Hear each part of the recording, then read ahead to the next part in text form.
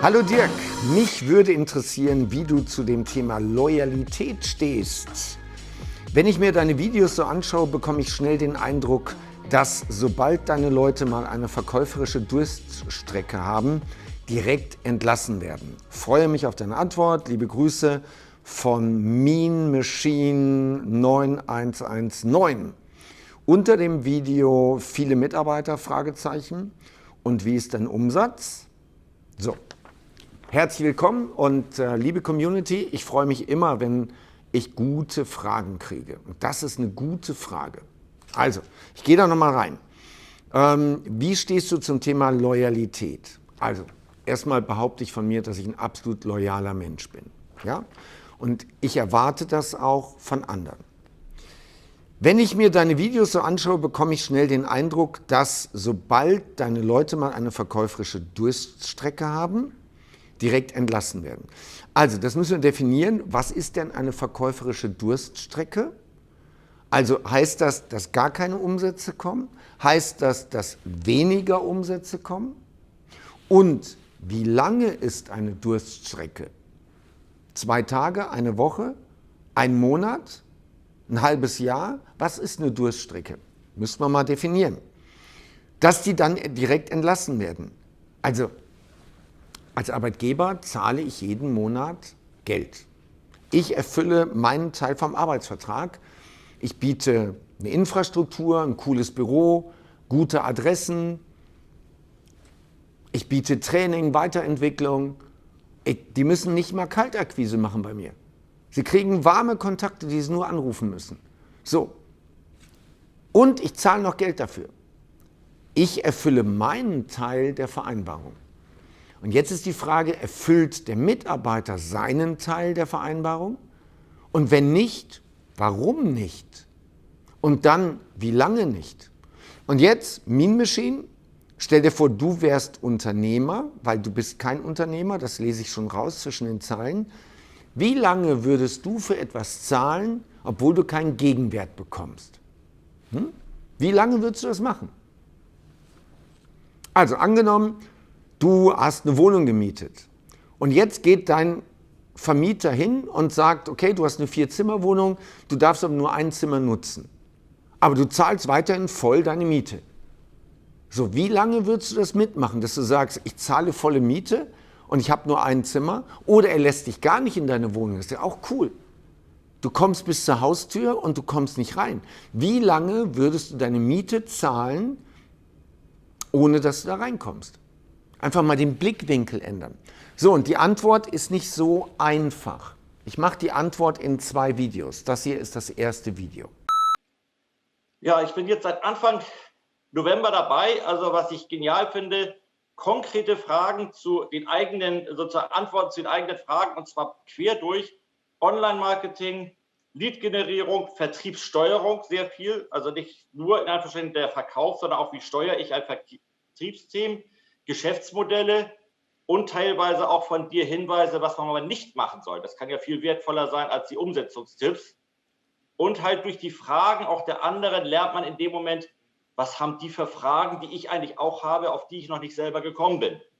Und bekomme auf die auch schon die Antworten. Spontane Fragen werden beantwortet. Dann, was du sagtest, 33 Gründe. Ich meine, wo hat man die Möglichkeit, dass du detailliert, hatte ich gerade vor 2 Wochen, die 33 guten Gründe durchgehst oder auch im Lektoring-Termin das gesamte schriftliche Angebot an die Kunden.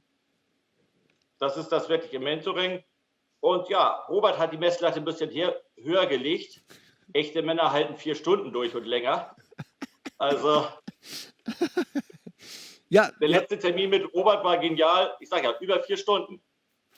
Nimm dir Zeit, mit ein bisschen Zeitverschiebung, das klappt doch. wunderbar. Das war so ein kleiner versteckter Hinweis, weil ich immer so bei 2,5, 3 Stunden Feierabend gemacht habe. Genau, Robert hat die Messlatte auf 4 geschoben. Ja, aber der hat ja auch nur einen Termin. Also gut, alles klar, ist auf jeden Fall viel Zeit. Und dazu noch WhatsApp-Gruppe. Also auch solche Sachen, was Google plant, habe ich darüber erfahren. Praktisch in der Google-Werbung oder auch halt der Austausch untereinander. Wir haben ja teilweise auch die gleiche Zielgruppe. aber unterschiedliche Produkte und dann macht man auf einmal Tauschgeschäfte, wo man eigentlich nie rankommen würde. Demnächst ist ein Podcast geplant. Das würde ich sonst jemandem definitiv nie die Möglichkeit geben, das Ganze zu machen. Und was ist? Das Mindset ist gleich der Leute. Die wollen alle was reißen. Also man hat jetzt nicht die Leute sozusagen, ja, die man überzeugen muss. Da wird gleich kritisch geprüft, lohnt sich das nicht? Ja, machen wir. Also nicht lange drum herum geredet. Und es gibt ein Bild und dieses Bild finde ich extrem wichtig. Es ist eine Skizze, es ist eine Grafik, mit der du die Zusammenarbeit zwischen einem Arbeitnehmer und einem Arbeitgeber wunderbar auf den Punkt bringen kannst. Und du nimmst die ganze Komplexität mal raus. Und dieses Bild sieht folgendermaßen aus.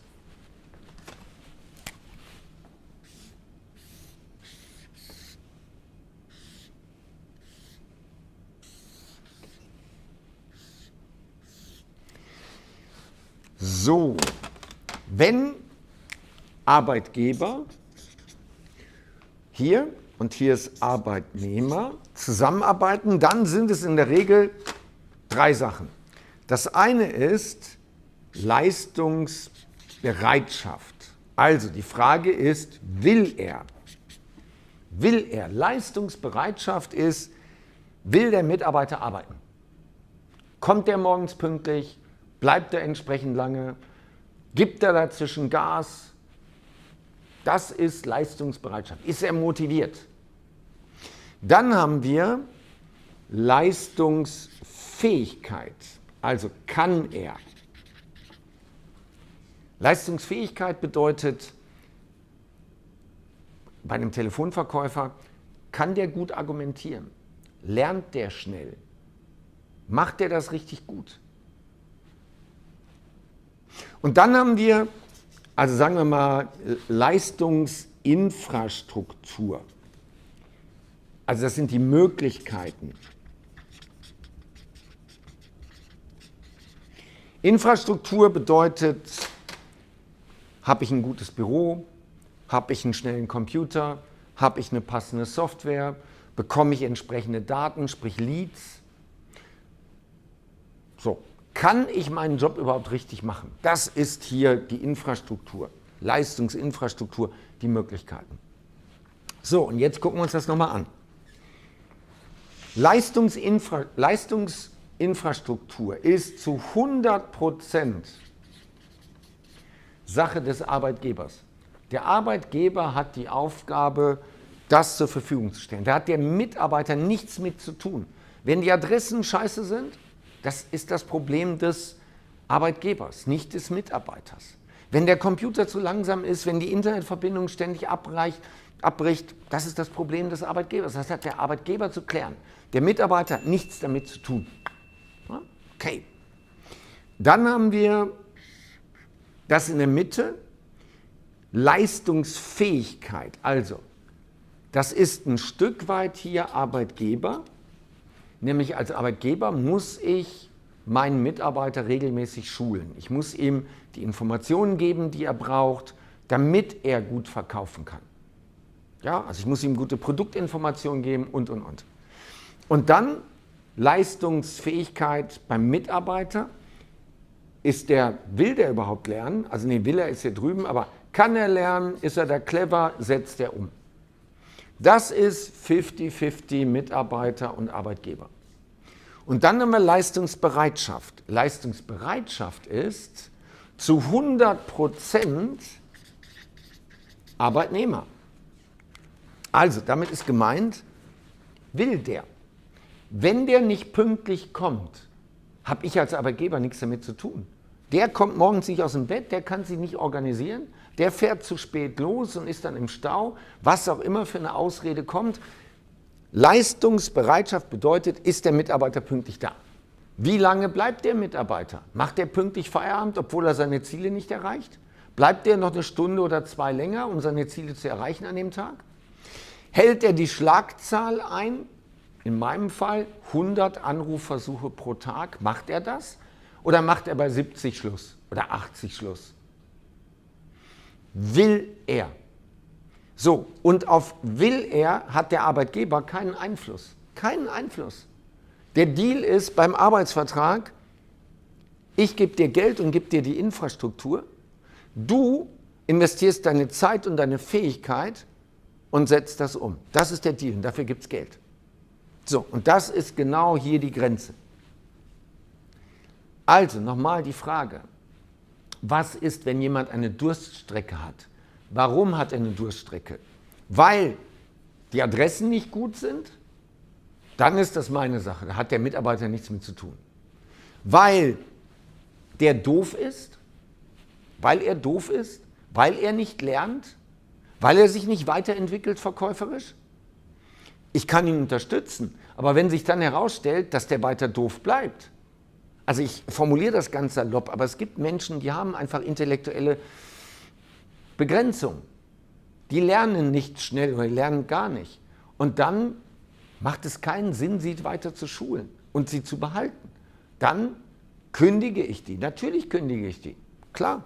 Haben wir extrem selten, weil normalerweise fällt dir das schon im Vorstellungsgespräch auf. Du kriegst das dann schon mit, ob jemand clever ist oder nicht. Ne? So.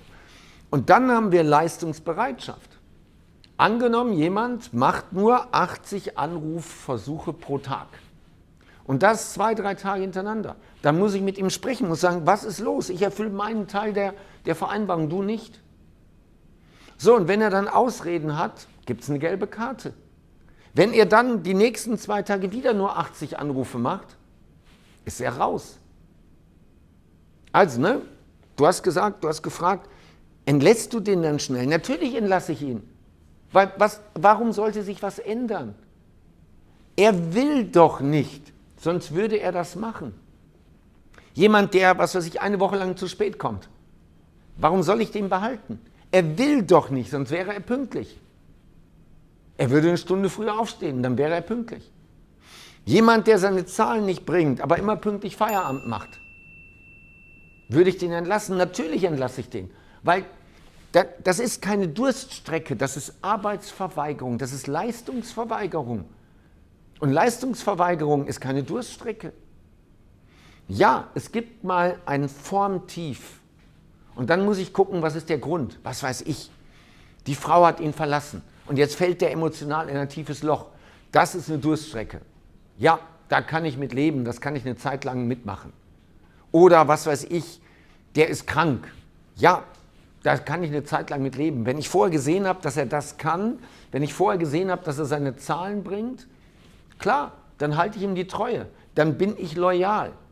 Aber ich bin keinem gegenüber loyal, der seinen Teil der Vereinbarung nicht einhält. Und ich rate jedem Arbeitgeber,